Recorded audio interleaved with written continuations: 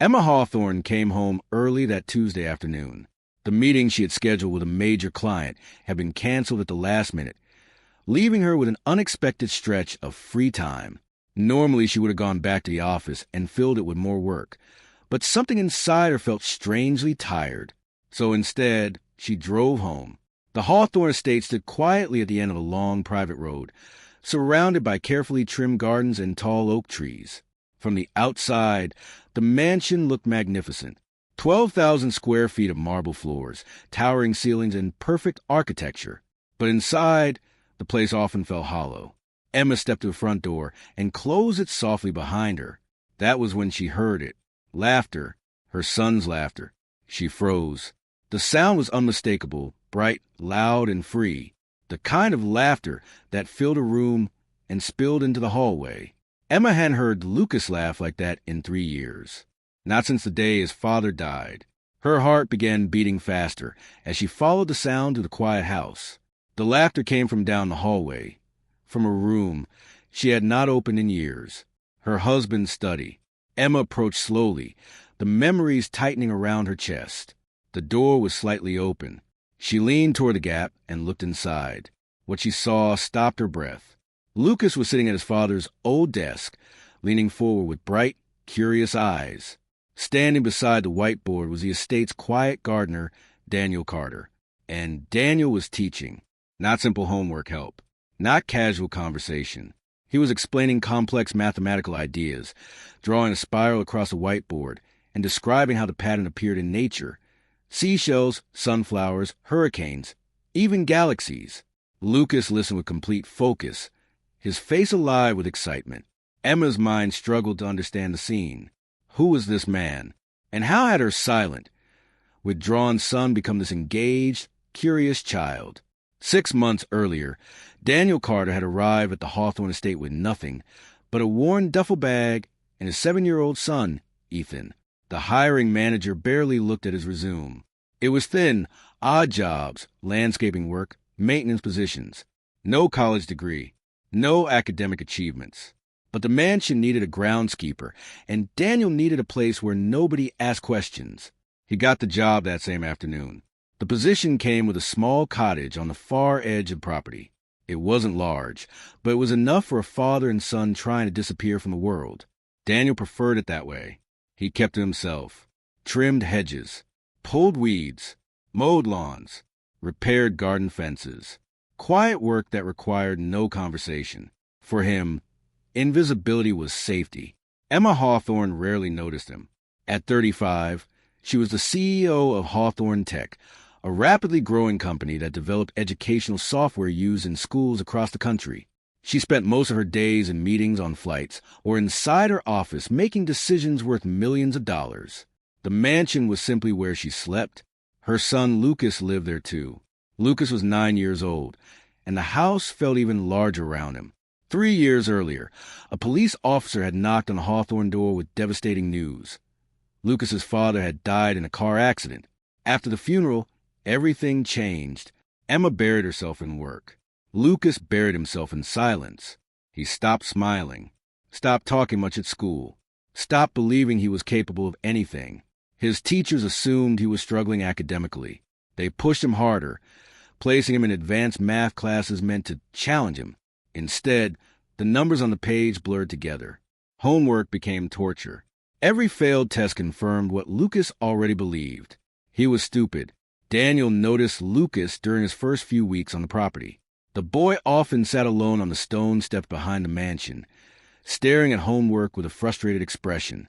Sometimes Daniel would see tears running silently down his face. Daniel tried not to interfere. Getting involved with the family would draw attention, and attention was dangerous. But one afternoon in September, he heard something that stopped him. Lucas sat on the steps with a math workbook covered in red correction marks. His shoulders were shaking slightly. Daniel moved closer, without meaning to. That was when he heard the boy whispering, "I'm so stupid, I'm so stupid, I'm so stupid." The words hit Daniel like a punch to the chest. He had heard them before.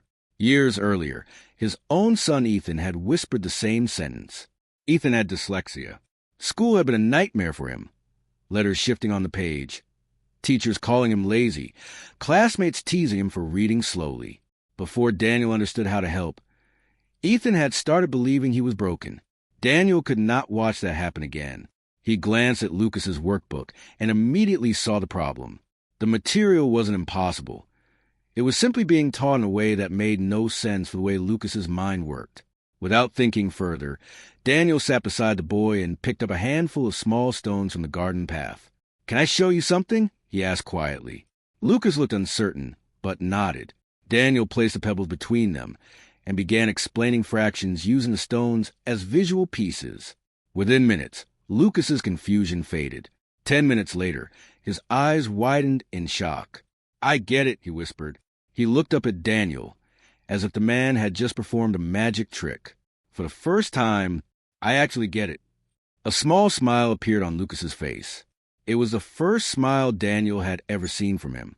And in that moment, Daniel realized he had made a dangerous mistake. He had stepped out of the shadows. The next day, Ethan wandered toward the main house, while Daniel worked in the garden. Ethan was the opposite of Lucas in many ways. Energetic, curious, talkative. He introduced himself immediately. Within an hour, the two boys were running through the garden together, like old friends. Lucas asked about school, expecting Ethan to describe perfect grades. Instead, Ethan told him about the years he struggled to read, about teachers who called him lazy, about how his dad had taught him a different way to learn. Lucas listened with wide eyes. For the first time, he realized he might not be alone. That evening, Lucas approached Daniel again. "Can you teach me like you taught Ethan?" he asked. Daniel's stomach tightened. If anyone discovered his past, everything could collapse again. He shook his head. "I'm sorry," he said gently. Lucas's face fell. The boy turned and walked away without another word. That night, Daniel couldn't sleep. He kept hearing Lucas whispering those words on the steps. "I'm so stupid." By morning, he had made a decision. Before sunrise, Daniel walked to the mansion's kitchen. Lucas was already sitting there with his math book open. Daniel sat across from him. "All right," he said quietly. "Let's try again." From that morning forward, something remarkable began to happen. Every day before dawn, Daniel slipped into the house and met Lucas at the kitchen table. They used whatever objects were nearby, orange slices, sugar packets, playing cards, to explain complicated ideas in ways Lucas could see and touch. Math stopped being terrifying. It became a puzzle, a game, a language hidden inside the world.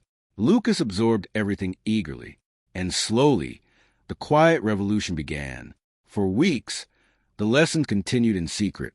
Every morning before sunrise, Daniel entered the main house through the kitchen door, and every morning, Lucas was already waiting at the table with eager eyes and a notebook open. They worked quietly, always careful not to be discovered. Daniel avoided whiteboards and formal lectures at first. Instead, he used the world around them as a classroom. Fractions were explained with orange slices. Geometry appeared in sticks and strings laid across the kitchen table. Probability came alive through a worn deck of cards Daniel kept in his pocket. Lucas absorbed everything like dry soil, soaking up rain after a long drought. Within weeks, his confidence began to grow. At school, teachers started noticing changes. The quiet boy who had struggled through every lesson was suddenly raising his hand. He asked thoughtful questions. He finished assignments early. His test scores slowly climbed. No one understood why, except Lucas, and he guarded the secret fiercely. Meanwhile, life at the Hawthorne estate quietly transformed. Ethan and Lucas became inseparable friends. Every afternoon they ran to the gardens together, building forts and inventing imaginary adventures. Lucas helped Ethan with math. Ethan practiced reading aloud from chapter books. Both boys were healing in ways no adult had expected. But secrets have a way of surfacing. One afternoon, Lucas looked up from his notebook and asked a simple question. "Daniel, how do you know all this?" Daniel forced a small laugh. "I just picked things up over the years." Lucas frowned thoughtfully. "Are you secretly a teacher or something?" Daniel quickly changed the subject, but the question stayed in his mind like a warning. He became more cautious after that. Every lesson was carefully timed. He watched the driveway constantly for Emma's car. Still, he knew it was only a matter of time. And then the time came. It was a Tuesday morning in late October. Lucas had the day off because of a teacher training session at school. Emma, meanwhile, had a meeting with an important client that unexpectedly ended early. By 10 in the morning, she was already driving home. The mansion felt unusually quiet when she stepped inside. For a moment, she assumed Lucas was still asleep. Then she heard it, laughter, bright, joyful laughter echoing through the hallways. Her son's laughter. Emma felt her chest tighten as she followed the sound down the corridor, toward a door she had not opened in 3 years. Her husband's study. The door stood slightly open. Emma moved closer and looked through the gap. Daniel stood beside the whiteboard that still hung on the wall. He was drawing a spiral shape with a marker. The same pattern appears everywhere, he was explaining. In seashells, sunflowers, hurricanes, even entire galaxies. Lucas sat at his father's desk, leaning forward with shining eyes. On the desk lay several advanced math books, books Emma recognized from her own college days. This was no gardener helping with homework. This was something else entirely. Emma pushed the door open. Both Daniel and Lucas froze. The marker slipped from Daniel's fingers. Lucas jumped up immediately, standing between them as if defending sacred ground. Emma's voice shook as she demanded an explanation. Daniel struggled to respond. He insisted he had only been helping Lucas understand a few basic ideas. But the equations on the board told a different story. Lucas spoke before Daniel could continue. "He's the only one who understands me," Lucas said fiercely. "He's the only one who makes me feel like I'm not broken." The words hit Emma harder than any accusation. She asked Daniel to leave the room. He did without arguing. Once he was gone, Emma looked at her son, properly for the first time in years, and what she saw stunned her. Lucas stood straighter than she remembered. His eyes held confidence instead of defeat. The quiet sadness that had haunted him since his father's death had faded. Something had changed him, and that something was Daniel Carter. Emma did not fire him. Instead, she began searching. It didn't take long. The name Daniel Carter appeared in dozens of old articles online. A brilliant researcher at MIT. A rising star in cognitive science. Then the scandal. Accusations of falsified research data. Loss of his PhD. Academic disgrace. Emma read every article carefully. But then she discovered something else. Old video lectures buried deep online. In them, a younger Daniel Carter passionately explained a revolutionary teaching method designed for children who learned differently. The comment sections were filled with messages from grateful parents. "This method saved my child. This changed our lives." Emma watched the videos late into the night. The quiet gardener she knew did not match the fraud described in the articles. Something about the story was wrong. The next evening, she confronted him in the garden. They stood beneath the stars while Lucas slept inside the mansion. Emma told him she knew everything. Daniel didn't deny it. Instead, he told her the truth. Years ago, he had developed a teaching method to help his own son Ethan overcome dyslexia. The method proved incredibly effective. Daniel and his research partner, Marcus Webb, had worked together to publish the research, but Webb wanted full credit. So he fabricated evidence accusing Daniel of falsifying data. The university believed him. Daniel lost everything. His career collapsed. His reputation was destroyed. His wife left soon afterward, unable to endure the scandal. Only Ethan remained. Daniel chose not to fight.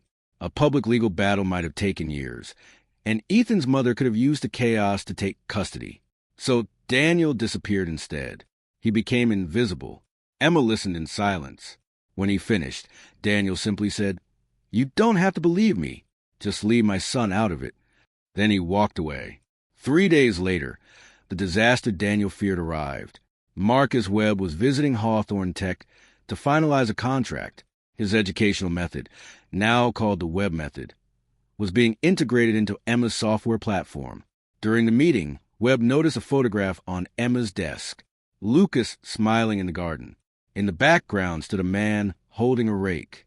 Daniel Carter. Webb recognized him instantly. The meeting ended early. By the time Webb reached the parking lot, he was already calling his lawyers. The lawsuit arrived 1 week later. Daniel Carter was being sued for inappropriate contact with a minor and for violating a professional ban on teaching. If he lost the case, he could lose custody of Ethan. The accusations were false, but Daniel knew the truth didn't always matter. That night, he decided to leave. He would take Ethan and disappear again. Lucas overheard. His reaction shook the house. He stormed into mansion crying and shouting at his mother, accusing her of driving Daniel away. Then he said something that shattered Emma's heart. "You made Dad leave too." Emma froze. She had never realized Lucas blamed her for his father's death. That night Emma searched deeper than before. Legal records, old emails, financial documents. Slowly the truth became clear. Marcus Webb had destroyed Daniel once. Now he was trying to destroy him again. Emma faced a choice. If she stayed silent, her company would survive. If she defended Daniel, she could lose everything. She sat alone in her office for hours, staring at a photograph of her late husband. Finally, she made her decision. 3 days later, Emma held a press conference. Journalists expected an apology. Instead, Emma presented evidence. Email records showing Daniel had developed the teaching method years before Webb, time-stamped research videos proving his work, and a witness, Dr. Sarah Mitchell, a former colleague who had seen Webb steal the research. Then Emma called Lucas to the stage. The 9-year-old walked forward confidently. A whiteboard stood behind him. Emma handed him a marker. "Show them what Daniel taught you," she said. Lucas solved the complex logic problem step by step, explaining each thought clearly. When he finished, he turned toward the cameras. "He didn't teach me to cheat," Lucas said calmly. "He taught me how to think." The room fell silent. Within 48 hours, everything changed. Universities launched investigations into Marcus Webb. Former colleagues stepped forward with similar accusations. The lawsuit against Daniel collapsed. Criminal charges were filed against Webb for fraud and intellectual theft. Daniel Carter's name was cleared. Emma drove to the cottage to tell him. Daniel was still packing boxes when she arrived. "It's over," she said. Webb was finished. The charges were gone. His PhD would be restored. Daniel stood silently, absorbing the words. Then Emma offered him something else. A position at Hawthorne Tech, director of education. He would finally build the educational platform based on his own teaching method, the Carter method. Daniel asked her why she had done all of this. Emma answered simply, "You gave me my son back." Daniel shook his head gently. "You gave me my life back." 1 month later, the Hawthorne estate felt completely different. The once silent mansion now echoed with laughter and conversation. Lucas and Ethan studied together every afternoon. Daniel worked from the guest house, developing the educational platform he had once dreamed about. Emma came home earlier now. One evening, she found Daniel sitting on the porch watching the sunset. She sat beside him quietly. After a long moment, she spoke. "For 3 years, I thought being the smartest person in the room was enough," she said. "But I forgot something more important." Daniel looked at her. "What's that?" Emma smiled faintly. "That intelligence means nothing without heart." Daniel nodded slowly. "Then maybe we can rebuild both," he said. Later that evening, Emma walked into the study that had once belonged to her husband. Lucas stood at the whiteboard solving a challenging equation. Beside him, Ethan read aloud from a book about space exploration. Daniel watched them with a small, proud smile. Emma leaned against the doorway, tears quietly running down her cheeks. 6 months earlier, she had wondered who the gardener really was. Now she understood. Daniel Carter wasn't just a teacher. He was the man who had saved her son, and in doing so, had quietly saved all of them.